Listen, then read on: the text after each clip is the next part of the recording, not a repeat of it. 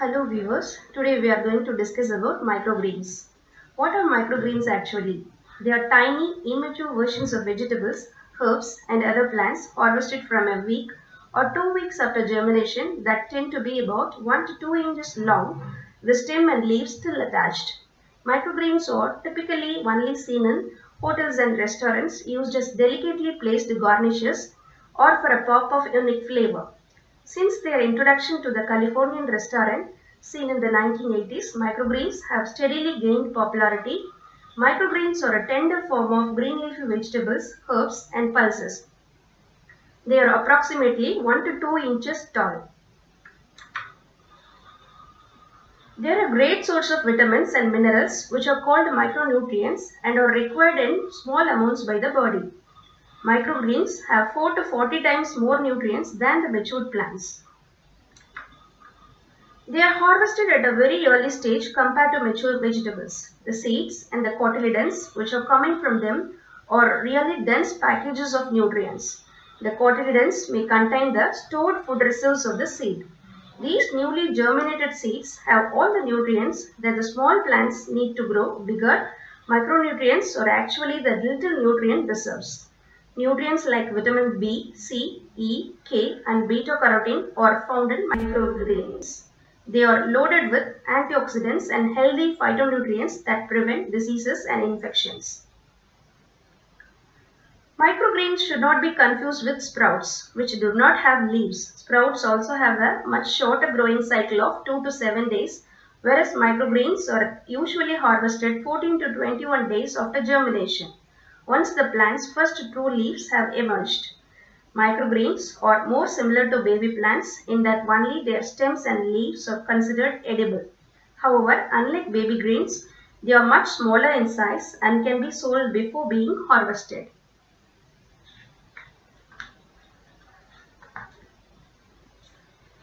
They have an intense aromatic flavor and concentrated nutrient content and come in a variety of colors and textures. The three edible components of a microgreen are the central stem, the cotyledon leaves, and the young true leaves. At this stage, most of the microgreens are formed of a central stem, two developed cotyledon leaves, and sometimes a second pair of young true leaves. Most of the time, the shape between cotyledon and young true leaves is quite different.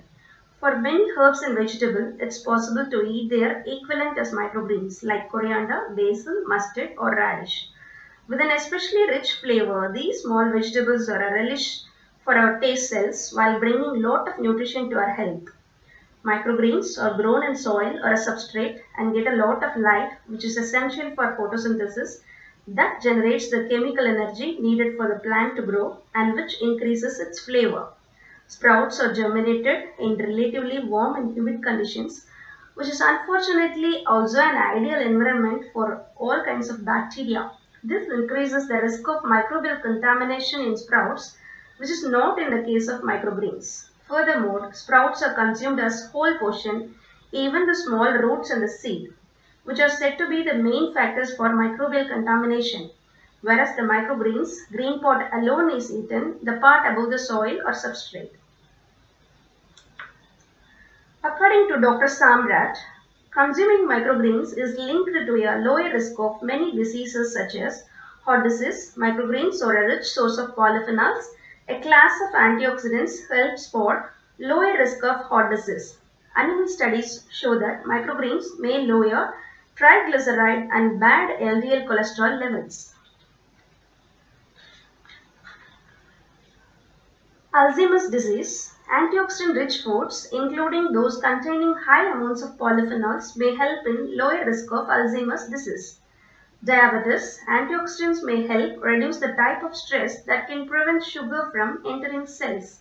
In lab studies, fenugreek microgreens appear to enhance cellular sugar uptake by 25 to 44%. Certain cancers, antioxidant-rich fruits and vegetables, especially those rich in polyphenols, may lower the risk of various types of cancer. Polyphenol-rich microgreens may be expected to have similar effects. Microgreens are very convenient to grow as they can be grown in a variety of locations including outdoors, in greenhouses and even on windowsill. They can be grown from many different types of seeds. The most popular varieties are produced using seeds from the following families: cauliflower, broccoli, cabbage, watercress, radish, and arugula from Brassicaceae, lettuce, endive, chicory, and radicchio from Asteraceae, dill, carrot, fennel, and celery from Apiaceae, garlic, onion, leek from Amaryllidaceae, amaranth, quinoa, beet, and spinach from Amaranthaceae, melon, cucumber, and squash from Cucurbidaceae. Some vegetables are not edible as microgreens because of toxic molecules located in the inside of the central stem or leaves, like tomato, rhubarb, or potato. Growing microgreens is easy and economical. Takeaway or delivery boxes from eateries or small clay pots can be used for growing microgreens. Also, one need not worry too much about investing in the seeds at the beginner level, since a lot of seeds are available in our kitchen itself. For example, mustard, sesame, chia, basil, moong, chana, etc. Materials required to start cultivating microgreens are shallow containers, recycled yogurt containers, produce trays, bakery or berry containers from the grocery store, or seed trays with humidity dome.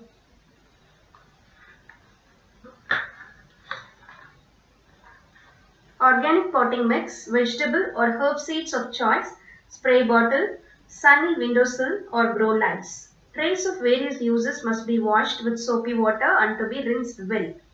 Holes are made at the bottom of the container, and the container is placed in a sealing flat or tray to catch excess water and keep the humidity level up.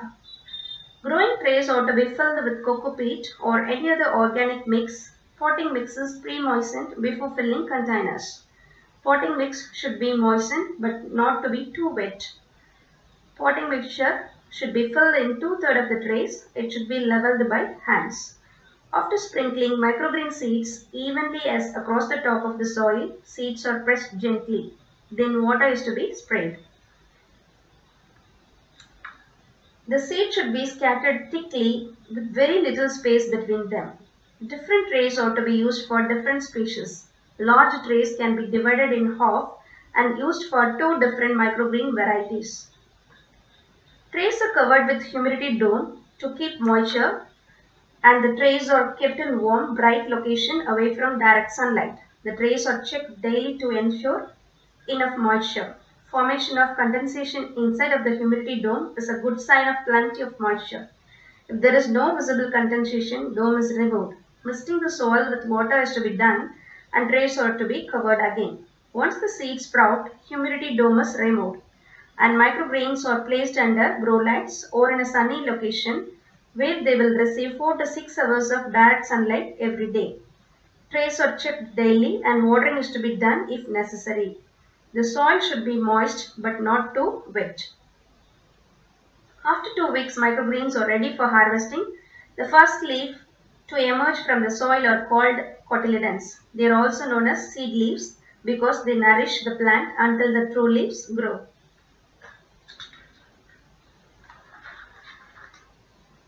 The second set of leaves that unfurl are the plant's true leaves. Once the second set of leaves form, it is time to harvest the microgreens. Once the true leaves appear, the stem is cut just above the soil line and must be used immediately for the best flavor.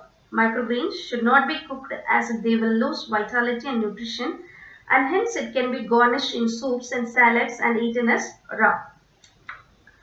Other ways to use microgreens are as a sandwich topping on pizza fresh from the oven, or stuffing them in an omelette and sprinkling as a garnish on grilled meats and roasted vegetables.